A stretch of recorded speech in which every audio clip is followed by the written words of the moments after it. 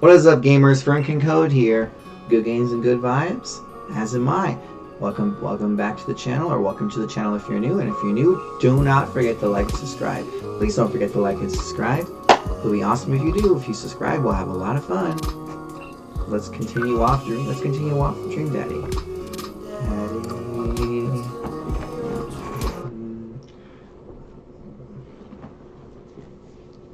You'll have a lot of fun. We'll have a lot of fun. Welcome.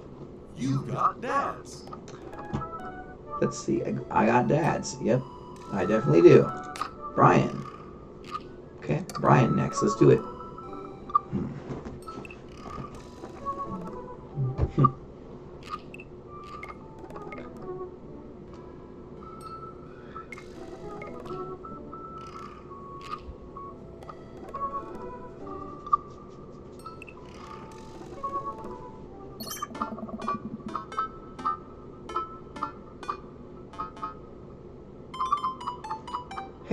Hey, Daisy and I are going fishing tomorrow. Are you in or out? Oh, I have a message from Brian. Oh no, I've been dreading this day. I accidentally boosted about my abilities as a fisherman to Brian, and now he's challenging me to another dad off. I've been doing my fishing research online, but I'm nowhere close to being an expert. Still though, I have to accept. I type back to Brian. Sounds great, man. Super excited to catch all those fish. Make sure your mower is a working tool.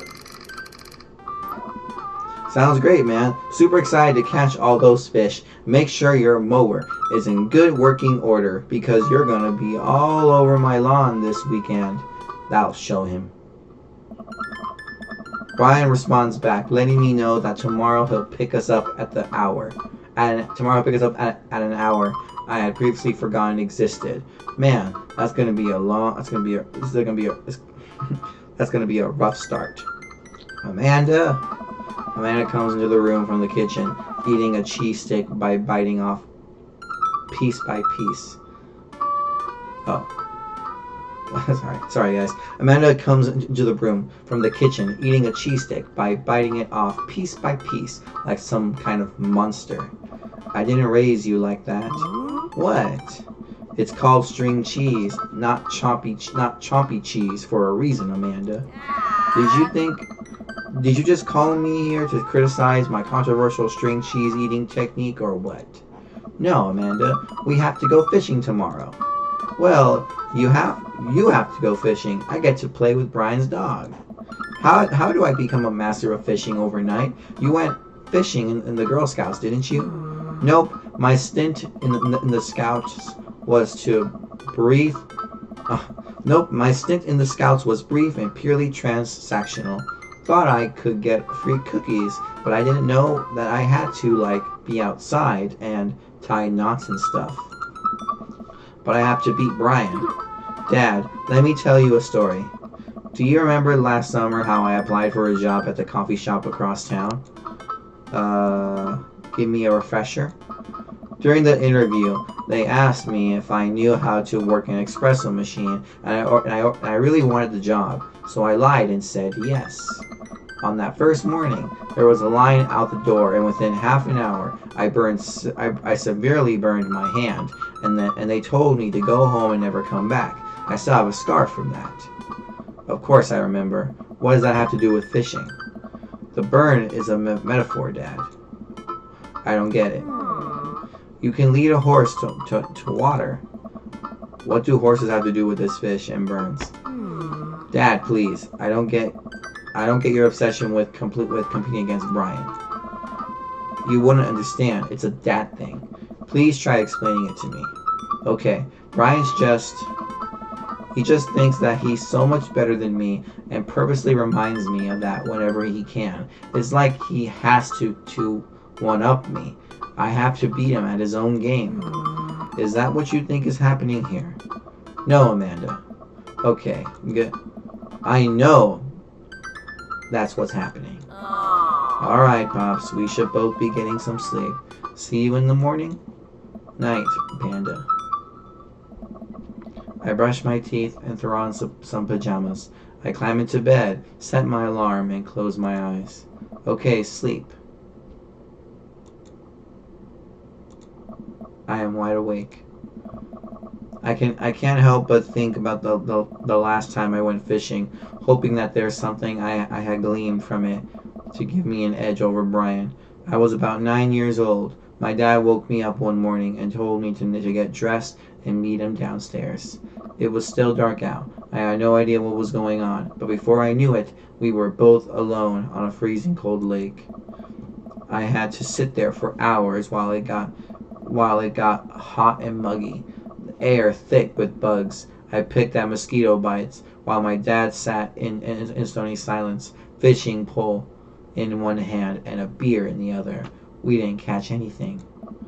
On the long drive home, my father bought me a pack of cigarettes and didn't say anything. That didn't help, and I think I have some repressed sadness about my father. I'll deal with that later. I'm sitting on a boat in the middle of a body of water. I can't see any land, but I know it's a lake. The water is placid and still. I'm holding a fishing pole. I don't understand why, but it feels like my life depends on catching fish right now. I cast my lure into the water and wait, and wait, and wait. My whole being is filled with hopelessness as I watch the line disappear into the depths below. You used the wrong lure. I look up and see my father, just as he looked that one cold morning, disapproving. I'm panicking now. I pull the lure up and try to grab a different one, but all of the lures in my tackle book are the exact same. I look up to my father for guidance, but he's gone. I try casting again, but I can't hold my footing. My boat tips over, and I fall into the water, sinking further and further. I can see the multitudes of fish that have been lying just below the surface, all swimming around me as if to taunt me. One fish swims up to me. He has Brian's eyes. You gotta use a neutral buoyancy lure if you're trying to catch trout, buddy. I jolt awake to the sound of my alarm. It's fishing day. That would explain the weird dream. I groggily slip on clothes and get ready. I spot Amanda's door half open and see her still curled up in a mountain of blankets. Walking over to her bed, I give her a tiny kiss on the forehead. For fishing day, kiddo. You ready? No. Well, you gotta get up. I can't do this without you. Also, stop sleeping in your clothes. Amanda pulls her comforter over her head. Never. Amanda, I'll get up in a minute. Alright, Brian should be here in 20, so you better not just go back to sleep.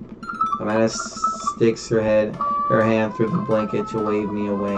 I leave her room and make myself some coffee and another cup with lots of cream and sugar for Amanda whenever she gets up. Amanda eventually wanders in and chugs her coffee while I do word jumbles. I hear the doorbell ring. That must be Brian. Still rubbing our eyes, we walked outside to see Brian. He decked out in fishing gear. Daisy's falling asleep next to him. Early bird gets the worm, buddy. You ready to fish? I was born ready.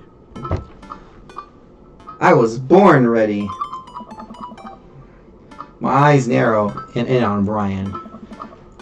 It's a good day to die. Hop on in, guys. Let's get this fishing party started. I walk over to the driver's side door and open it. Woof woof. Brian's dog immediately hops into the driver's seat, wagging his tail furiously. Can I see your license, sir? Maxwell, let Ferncan sit. Maxwell obediently hops into the back to cuddle with Daisy. Amanda settles in next to Maxwell and Daisy and immediately falls asleep. You ready for an adventure? I'm ready for glory. I struggle to stay awake as we drive to the outskirts of town. Country music plays quietly from the radio as I watch trees pass by. So where exactly are we headed? It's about an hour north of here. Little spot I've been going to since I was a kid. My dad used to take me there all the time. I don't think anyone else knows about it. I brought everything we need so that we can catch some trout, have a nice little fire, and enjoy the nature. My fishing pole is in the shop, getting it tuned up. Do you maybe have an extra I could borrow? But of course, it's probably not as nice as it sounds like yours is, though. Right. I am digging a hole here. I stare out at the forest lining the highway. The sun is just barely over the horizon, scattering dusky pink light through the trees. Just for a split second, I spot a deer gazing on the side of the road before it leaps back into the brush. After a nice quiet drive, Brian eventually tells me to pull off the highway and onto a dirt road. The car bumps along until we reach a clearing that opens up to a majestic lake. Well, here we are. I step out of the car and help Brian unload our gears as Maxwell runs around us barking. Amanda. Oh, where Daisy. Oh, sorry. The kids wake up and wander to the shore, where Daisy tries to teach Amanda how to skip rocks. Brian and I carry the tackle boxes and cooler down to the edge of the lake, where he has a canoe waiting. Ah, great. It's still in one piece. Hold on. Help me out with Maxwell. I help Brian place a tiny dog-sized life vest onto Maxwell. Woof, woof. All right, your turn. Brian hands me a lime green life vest. I can swim, thanks. No thanks. Maybe if I fall in, you'll save me. If I fall in, I'm coming on out. If I fall in, I'm counting on you to rescue me. Suit yourself. Brian turns to Amanda and Daisy, who are still skipping rocks. You kids want to fish? I'm good with just throwing rocks into the water. Amanda hurls a rock into the pond with gusto. Yeah, take that, water. Amanda, you're supposed to be skipping that. Is that what we're doing? Daisy, don't you want to fish? I think catching fish is kind of inhumane. We're gonna go explore in the woods and look at bugs and stuff. Alright, be safe. Don't go too far. Brian puts the light vest around himself, and we throw all of our equipment into the canoe. Maxwell happily jumps in and takes his place looking out over the front of the boat. I get into the canoe as Brian shoves off. We paddle together to get ourselves in the middle of the lake. Most freshwater fish usually feed at dusk and dawn, which is why I had to get you up so early. Yeah, I know. That's pretty common fisherman knowledge after all. Fisherman knowledge that I am knowledgeable about. Still, a gambling man? You know it. Let's see who can catch more fish. Oh, I don't like fishing. I don't know if I told you guys this already, but it's really boring. You're just sitting there and just waiting and waiting, hoping that a fish will get you your line. It's like, yeah, it's not really fun. And the fact that they wake up extremely early to do it, no, I'm not an early bird person either. Fishing is definitely not my thing. You can catch more than one? Sounds easy enough to me. What's on the line? Besides all the fish I'm gonna catch, obviously. I was thinking something a little more high stakes than mowing the lawn. Custody of our children? More than that. Let's say if I win, I get your weed whacker. The Whackmaster 2000. That's a limited edition. But if you win, you get my pole saw, the Reach and Cut 3000. The Coolest edition. That's the one. The coolest one. Shit. The Reach and Cut 3000 is state of the art. My weed whacker is a prized possession, but there are those hard to teach reach branches at the back of the yard that have been begging for a pruning. You're on. We shake on it. I'm a save just in case. I suddenly remember that I don't know how to fish. My foolish, fatherly pride will one day be my undoing. I watch as Brian ties a lure and does some stuff I can't quite follow with his fishing pole he cast into the lake. Oh boy, now I have to do that. I stare down at the tackle box and at the pole in my hand. Insult the fish. Put some bait on the hook. Stretch before physical activity. Put some bait on the hook. That's the first thing you do. I fish a worm. I fish a worm from the styrofoam container Brian brought. It's slippery, but I think I can get it into the hook if I could just focus. Oh God, I'm bleeding. Oh God, the blood. Oh God, the blood everywhere. The worm is not on the hook. Need some help? No, I meant to do that. The blood attracts the fish. They can smell it up to a mile away, you know. Don't you mean sharks? I think that's sharks. No, it's definitely fish. Now what?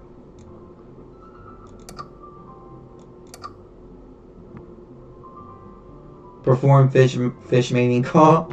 Tie a knot or something. Meditate.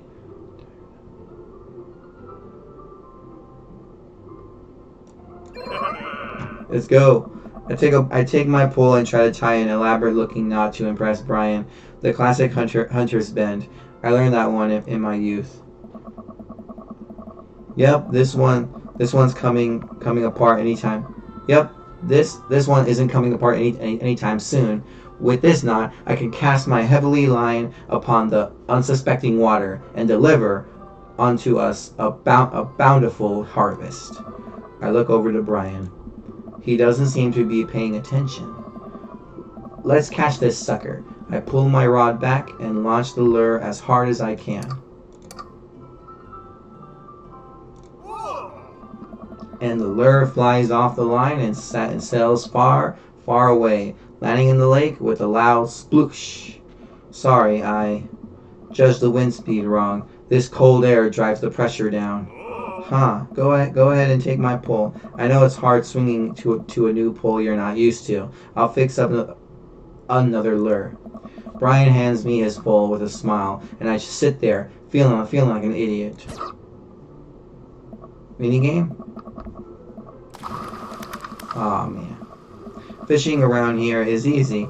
They group up. All you gotta do is line up three of the same species and reel them in. I need to match 3 of the same species. I can't tell which fish is which. Match that fish. Alright, let's do it.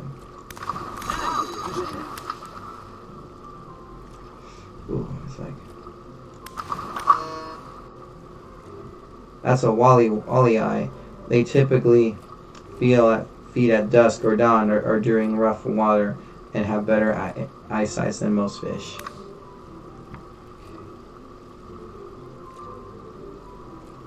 Oh, come on.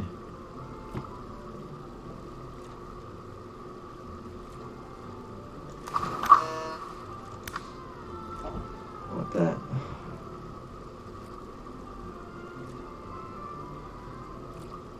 Bro, what the hell?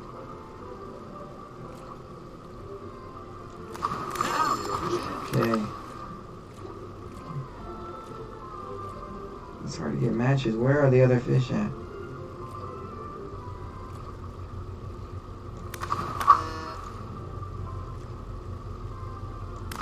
There you go. Got one.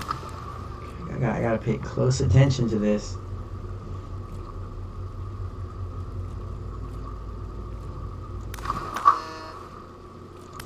Brian, I don't care. Oh, come on.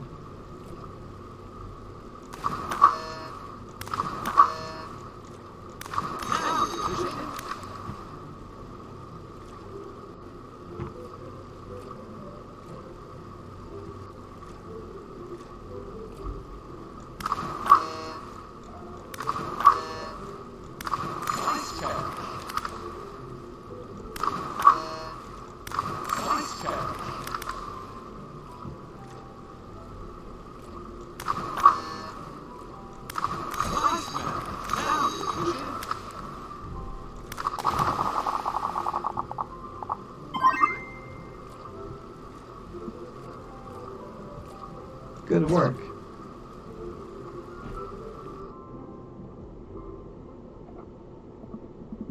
Wow, this is way tougher than I thought. I look over to Brian, who's smiling and obviously enjoying his time out here on the lake.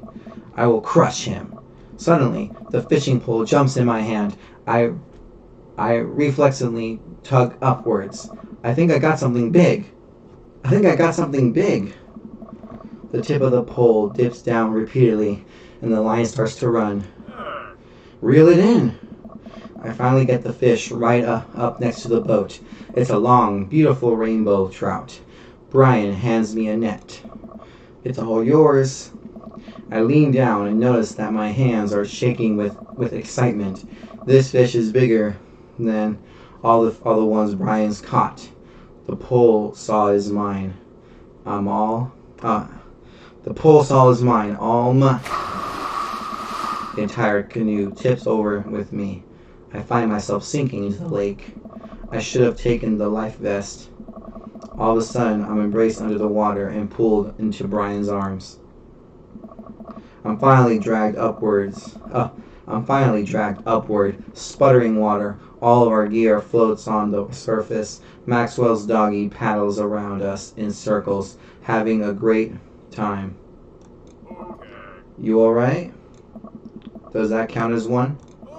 Well, seeing as all of our fish are now swimming safely back in the lake, I guess so. Brian laughs. Let's get you to shore. Brian and I flip the canoe back over and fill it with our now soaking wet gear. We row back to shore with Maxwell in tow. Once we get to the beach, Maxwell darts off into the woods. Brian takes off his shirt. The dots of lake water glisten in the sun across his strong back. Man, all that general contracting must have built that guy like an ox. I hope he does not notice me staring. I'm gonna get a fire going so we can dry off. Wanna hand me yours? Yes, okay. I reluctantly take off my own shirt and toss it to Brian.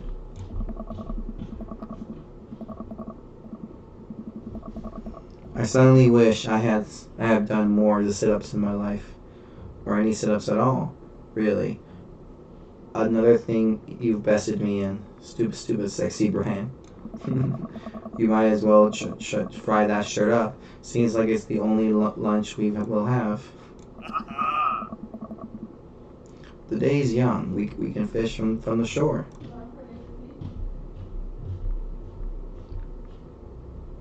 The day's young. We can fish from the shore. Once Brian gets the fire going, I sit and try to dry off my pants. Brian sets a couple lures out of the water's edge. But we're probably gonna have to put the kibosh on the competition for now. Until another day. My stomach growls. You hungry? Oh, I'm fine. Brian reaches into his cargo shorts and pulls out a few granola bars. I have a small child. I am flushed with snacks. Brian joins me by the fire, and I accept the cargo short granola. And now we're back to waiting. Where did the girls get off to? Shouldn't they be back by now? I wouldn't worry about it too much. They're a couple of smart kids. That's what I'm worried about. They're too smart. They probably established a small rural government by this point and installed themselves as leaders. I take a look around at the sun cresting the tree line, casting the entire lake in a warm golden glow. The forest seems to be coming alive now. Birds chirp in the distance. Wow, nature is beautiful. A mosquito bites me. I slap my neck and curse. Nature sucks. Here you go, bud.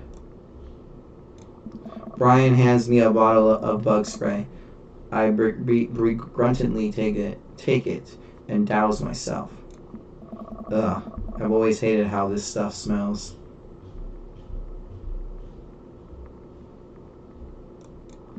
Really? I've always kind of liked it. Reminds me of being outside. Maybe you and I have different sentiments on the outdoors. Maxwell comes bounding up to me, a huge stick in his mouth. He drops it at my feet and looks at me expectantly.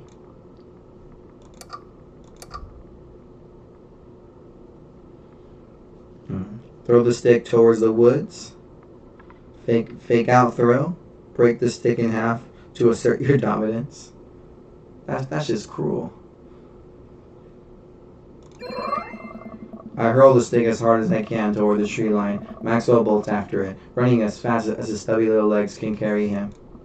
Which, consequently, is not very fast. It is very cute though. Nice throw, Ferncan. I turn away so he can't see me blush. Maxwell brings the stick back to me, clearly proud of himself. Good boy, Maxwell. You're a very good and speedy boy. You're the world champ of fetch. It's time for the pets. What's the plan?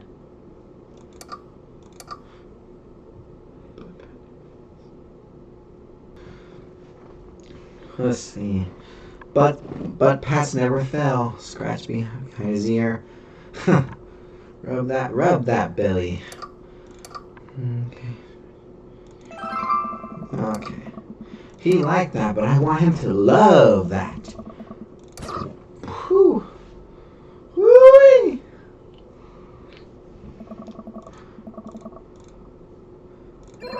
Oh, okay. I give Maxwell a few good pats on his backside. While I'm playing with Maxwell, fish began routinely pulling on Brian's lines. I watched Brian effortlessly fillet the fish, squeezing a bit of lemon on them, and frying them up in a cat iron pan. Before we know it, we have a feast fit for a couple of shirtless dudes. Amanda and Daisy emerged from the woods, looking totally unscathed. Whoa, Dad bod patrol. I'm gonna have to issue you both a citation and demand you both put your shirts on. There are children present.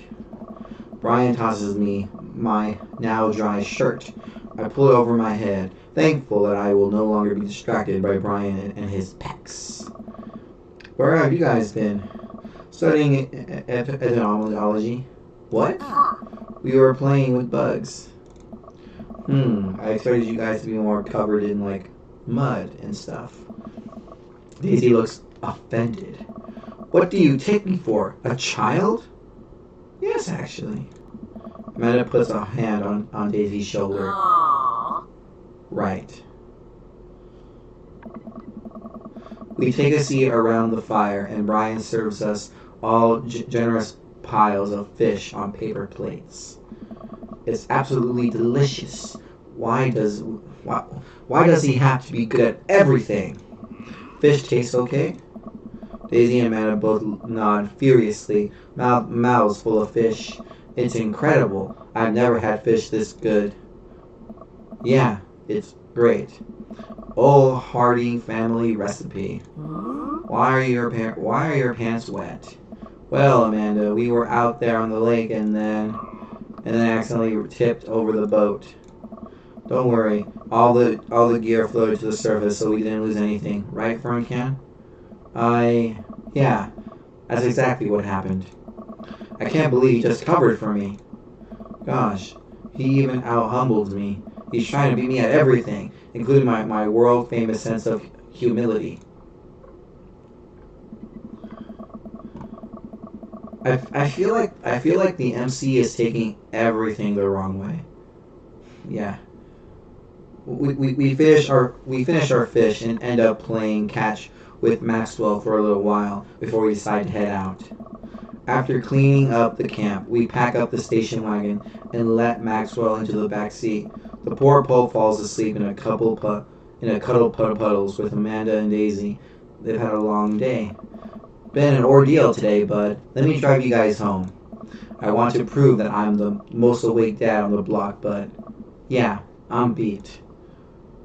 Fine. As we drive away, I take one last look at the lake disappearing behind us and smile. I rest my head against the window, and the low rumble of dirt road beneath us lulls me into a peaceful sleep. Hey, sleepyhead. I open my eyes and realize that I dozed off in the car. I subconsciously wipe a bit of drool off my chin. Oh, hey, I was resting my eyes. Just in case we suddenly have to jump into any sort of conflict, so I'm super awake for it and ready to fight with my strong arms. It's all good. You earned some rest, buddy. Thanks for coming out with us today. I had a lot of fun with you. Thanks for inviting us. I also had fun, actually. Glad to hear it. Take it easy, yeah? You too. Take it the easiest. Brian chuckles to himself as he unloads the car. Amanda and I get inside and immediately collapse into the couch. Long day? Yep. I was so close to that pole saw. Pole saw? Yeah, Brian and I were competing to see who could catch the most fish and... Stop! Why do you care so much? Amanda Panda, just look at the guy. He's so obviously got my number, and he's rubbing my face in it. Ugh. Dad, I love you, but you're kind of dumb sometimes. Dumb, or clearly the superior dad. You know what? I don't have any energy required to properly unpack your weird fixation when exerting your masculinity. I'm going to bed. Night. Amanda slides off of the couch and face down onto the floor. I am a tired slug. Amanda, that floor is disgusting. I don't care. Well, night, honey. Night, Pops.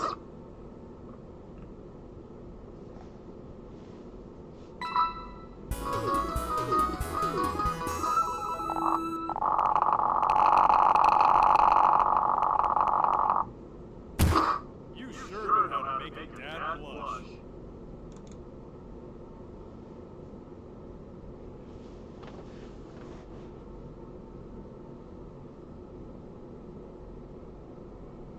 Welcome. You got dads.